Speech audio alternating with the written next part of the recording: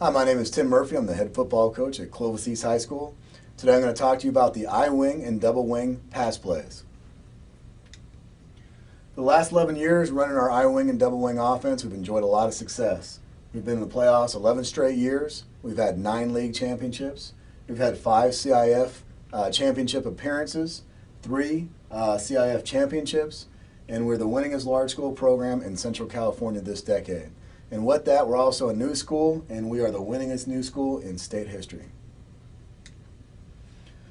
Why do we pass? It's almost a question in the double wing and I wing that come up more like, why don't we pass more? But we like to pass only when we know that we're going to get a good, successful play off it. We limit our pass plays to usually under 10 a game, and what we want to do with that is keep the defense honest, by making sure that they're just not teed off, ready for our run game. Even though we can hit our run plays into multiple different areas and in different ways, we still got to be able to go over the top and hit those flats and drag routes over the middle to keep that defense honest.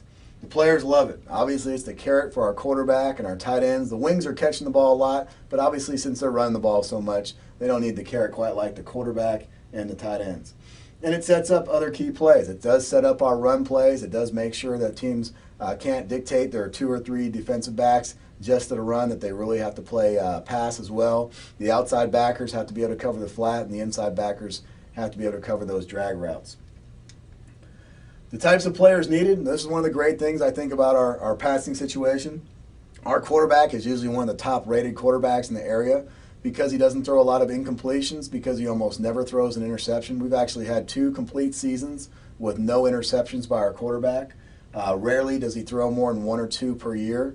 And then again, a lot of times his completion ratio is very high, and his touchdown ratio is very high for the amount of times he gets to pass the ball. So again, we don't need a very a prototypical type quarterback, a 6'4" type kid that's throwing darts all over the place. He really just needs to have decent accuracy and be more of a decision maker than anything else. And the main thing he has to understand is that we're never going to force a play or force the ball to a covered receiver. We're going to come back and live another play. If he does that, then I can trust to pass the ball at any given time. If he's the type of kid that's going to force the play, I'm not going to throw many passes, or he's probably going to lose his starting position.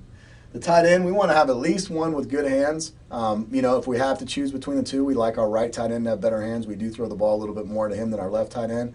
But if we have a good tight end with if we have 2 good tight ends with good hands, we're in some really good shape. Offensive line, again, doesn't have to be that big prototypical pass blocker that weighs a lot and that has to work on pass blocking techniques a whole bunch. He just has to be disciplined, and understand how to move his feet, and understand how to make it look like run at the beginning of the play, and enabling the linebackers to drop, and then also making the defensive linemen think they have to play run instead of pass. And the wingback, again, doesn't have to have defense speed, even though we're going to get him deep, and you're going to see a lot of long touchdowns by kids only running 4.7 and 4.8 40s that would not be able to play receiver for another school and get deep and score this many touchdowns in a traditional offense. The keys to the success, again, the quarterback must never force that ball to a covered receiver. He's going to come back and he's going to either throw that ball away, or he's going to run the ball and get some decent yardage that way. The backfield action, and pass blocks must strongly resemble our base plays. So when we run power pass, it needs to look like power. When we run striker pass, it needs to look like striker sweep.